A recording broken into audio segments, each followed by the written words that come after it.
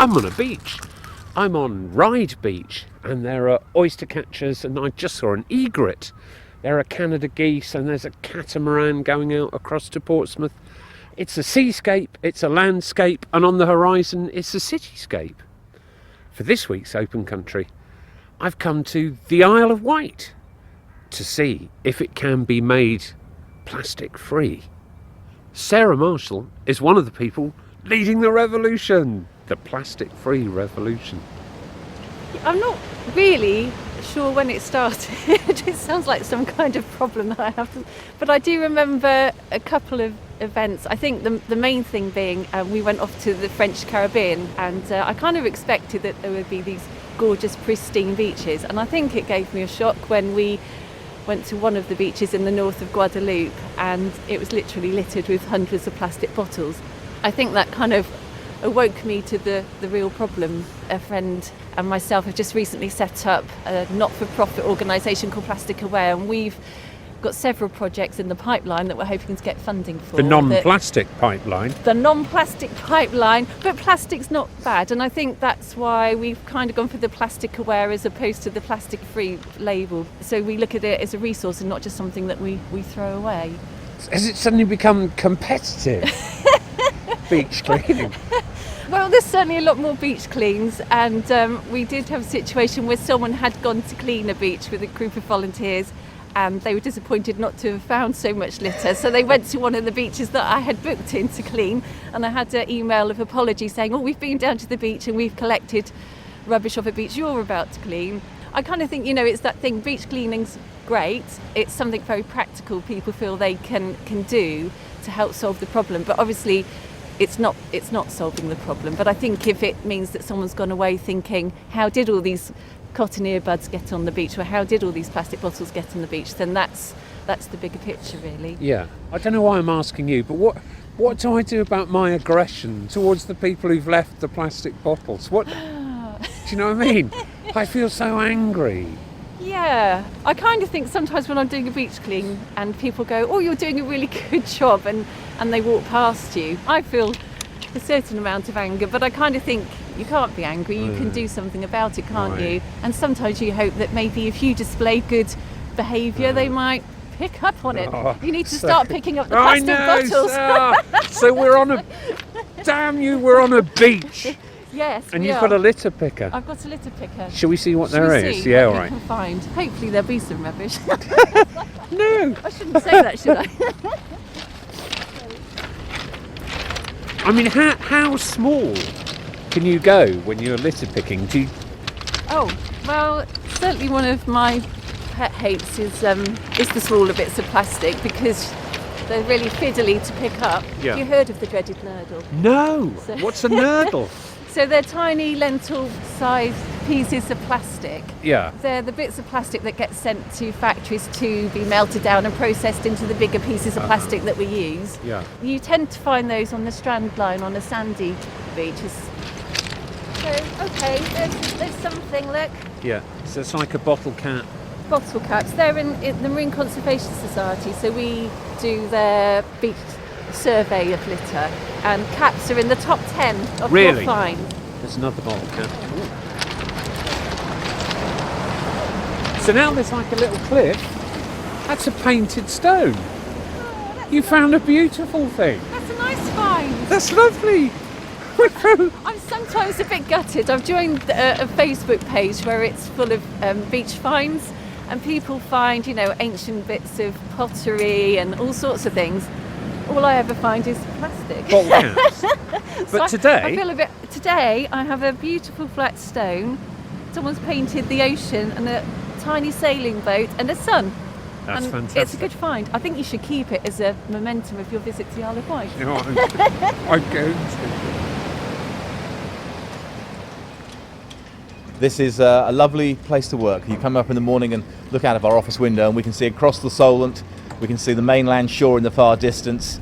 Some days it's foggy and the sort of fog rolls in, especially down the river here where we are at the Medina River. The fog can literally run down as a tongue of fog out across the Solent. And if you're just up on the hill, you'll see the Solent can be covered in a little layer of mist and fog, and then the sun can be out above it. So It's a beautiful seascape. So yeah, welcome to Cowes Yacht Haven.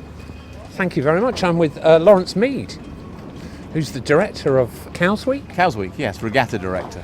Tell me about plastic in the water. How much of a problem is it? Not just here in the Solent. It's a massive problem. Within sailing, we are seeing what people are calling the Blue Planet effect. That program has somehow tipped people's consciousness as to how big a problem it is. And I'm surprised. I mean, I suppose having been aware of it in Hong Kong, where the plastic pollution is a really big problem. In the summer, when the wind switches from one direction to the other, it blows all the plastic down from China. And you can't get to the edge of the beach without having to dodge around plastic bags. You can't step into the water without plastic bags around your feet. If you go to Bali, it is terrible. It's depressing. One of the reasons I left Hong Kong, which is where I've been for 25, 30 years on and off, was the plastic pollution. It Really? just gets to you, yeah. It's heartbreaking, isn't it? It is. We're lucky in the Solent that we don't see too much plastic rubbish. The tides here are legendary, 3 or 4 knots most of the time. When I think Isle of Wight, I think 3 things. I think the joke about what's brown and comes out of cows backwards. I'm not sure I want to know the answer. The Isle of Wight ferry. I think they've painted them. It's red and it comes in and out front ways now, so that joke's finished. That's gone. I think the Isle of Wight festival, and I think Cowes Week. So is there a commitment on behalf of the Cowes Week regatta to deal with plastic in it? Absolutely, yeah. We just launched a sustainability agenda.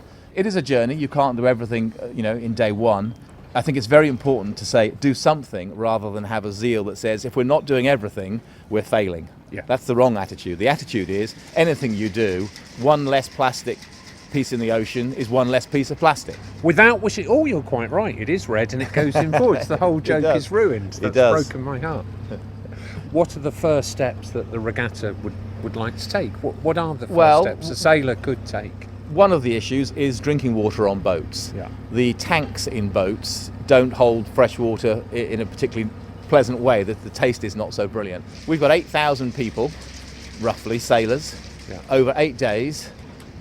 It's pretty simple mathematics to realise we're talking about tens of thousands of plastic bottles. So one of the things that we're investigating is could we provide a refillable water bottle for everybody, and we are going to set up refilling stations. So we already have one here in the Yacht Haven at Cowes, but we need multiple water filling stations because we can fix that plastic water bottle problem. Not immediately, completely, but we can probably smack it on the head by 70-75% this year, which would be a huge step forward. So little things like that. So you can't do the totality It's just impossible, isn't it? We sail around in plastic boats, and we can't change what boats are built of tomorrow. I'm so enormously dim that it kind of hadn't occurred to me. But of course these boats are built of plastic, aren't they? Yeah. All the boats that you're looking at here, I don't think there's any wooden ones in here at the moment. Maybe there's one, but all these are plastic. So how do you recycle them? And people like Ellen MacArthur are trying to change the whole way the economy works so that it's more modular, you can take it apart, you can recycle individual materials more carefully. But we're already looking at lots and lots of boats that eventually will have to find their way presumably to landfill. You can chop them up, but you still end up with the plastic itself. But the marine industry will find solutions to that as long as we, the consumers, put pressure on them. And our customers in Cowes Week, and our sailors, we call them, I call them customers, we want to give them great experience. They are saying to us, thanks to the Blue Planet effect, come on, show us what you're doing. So it's up to us to do something. Cowes Week is a really big deal, internationally known. People come here from all over the world. But compared to what happened here in 1970, it is as nothing. In 1970, the biggest party ever held in the British Isles, possibly anywhere in the world, was held here. It's never much fun clearing up the morning after a party.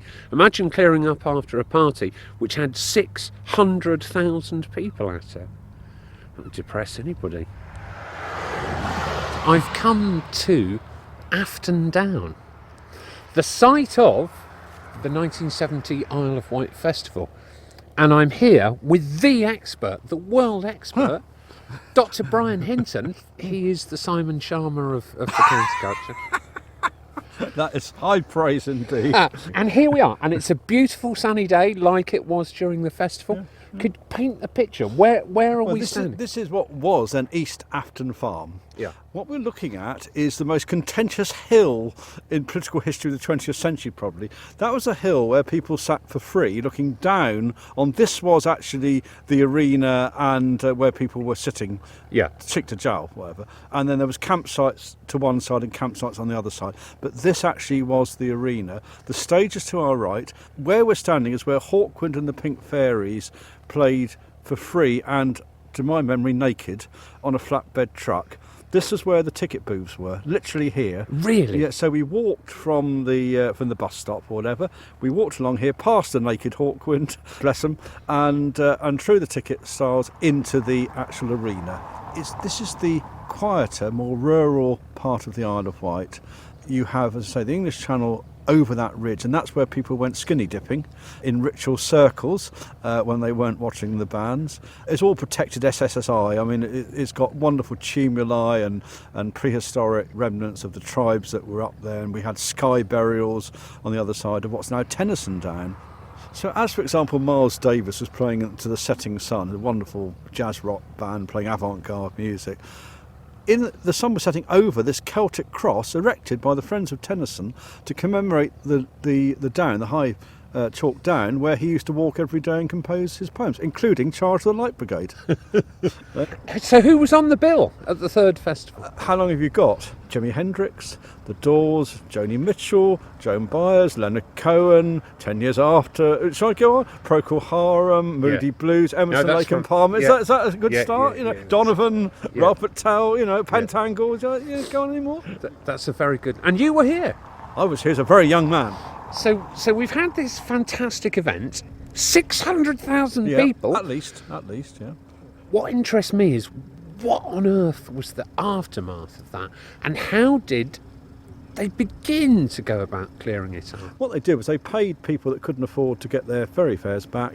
They paid them to actually gather up the material. They then sent in a professional bunch of local builders who came in a truck. But it did take months to actually get it cleaned up. But now, of course, one of the most beautiful sites on the Isle of Wight. Yeah. But it was a mess. How much of that would have been plastic, I wonder? We still find, remember, there are amateur archaeologists who dig this site, and we still find pulls to antique Coke bottles. Glass. Yeah, it's extraordinary what comes up. People have dug up a lot of discarded clothes. Some people planted their, what we used to call stashes, for use, or even to hide it from the drug squad who were wandering around in disguise, in hippie sort of guise. And I'm told that some of it came up, or the rabbits got it.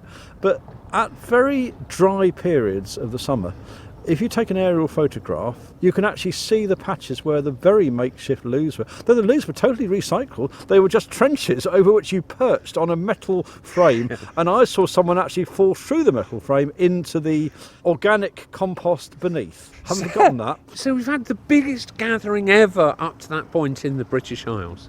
Surely it's an ecological disaster. I dispute that, Ian. Right, okay. The whole point about coming to festivals like this was getting back to the garden. And it was wonderful. We did get back to the garden. I came from an industrial city, or Southampton, to here, and I camped in my Boy Scout tent. I had this amazing ecological beauty. The downs of the sea on both sides, the sun setting behind the chalk ridge that goes down to the Needles. It's the most beautiful sight. It reinvigorated my love of English landscape. Did it? So all that ecological movement, I think, comes out of places like the Isle of Wight Festival. And you think the number of ecologists who actually came and got involved in this festival and went on and actually spent careers in doing just that. Yes, it was a hippie dream, conscious. In fact, lots of people came back here to live because they come here to the original 3 festivals. Really? Yeah. You go back to where you have your happiest memories. I did. I am on the Esplanade in Ryde with Zoe Thompson, who is the proprietor of White Trash.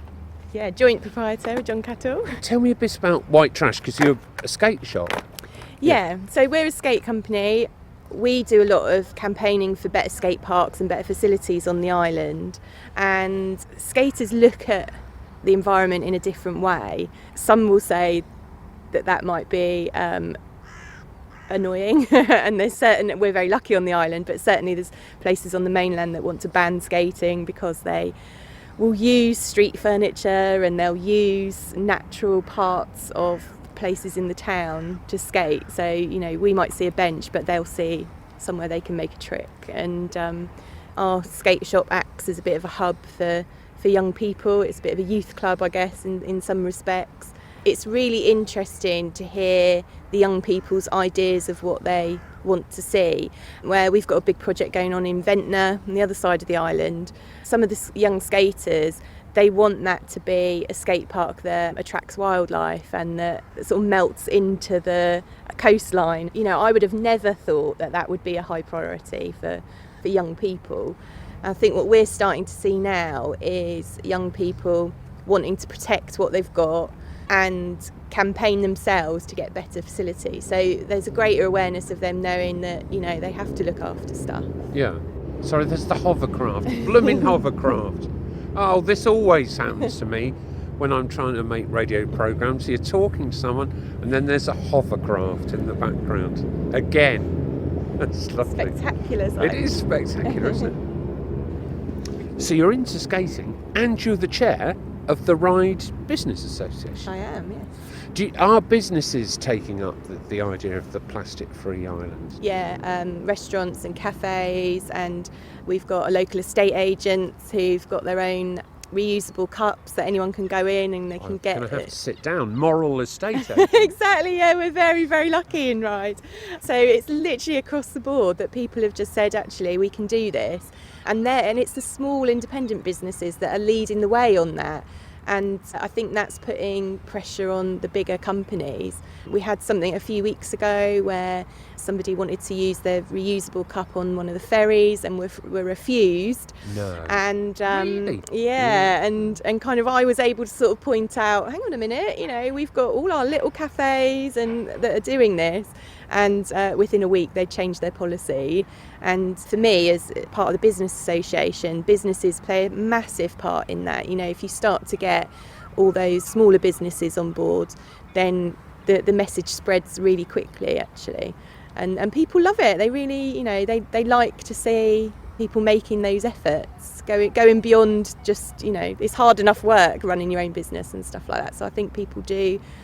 They understand when people are saying we're making this effort because it's important to us, then it helps to really spread that message.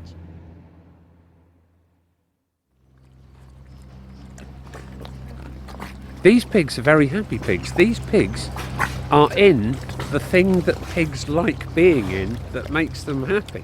And they're in it right up to their top of their legs. And they're snuffling around in this liquid mud type material.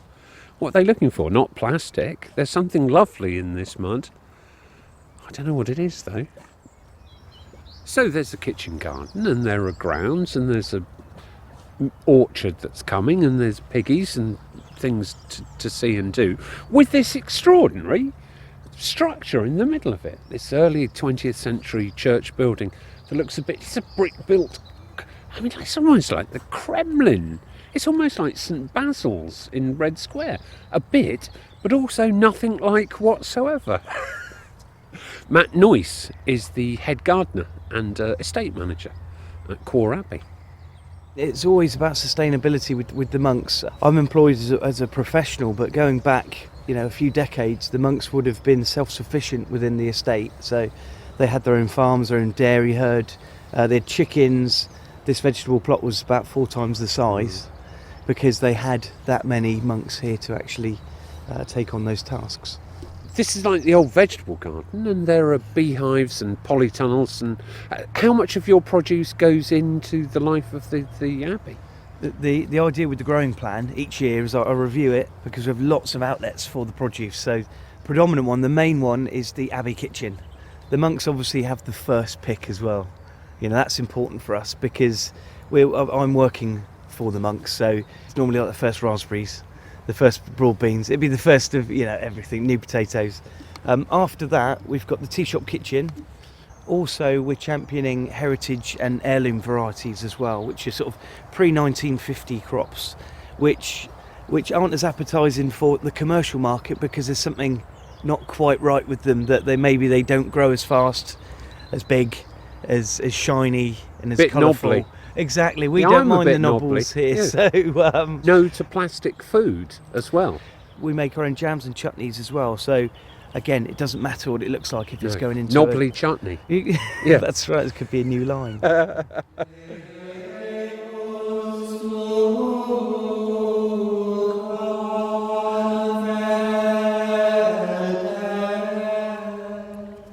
Is there something in the monastic life, which after all has been sustained for centuries, for a millennia, that can teach us how not to throw things away and live a disposable life? Is there something here about permanence as opposed to disposability?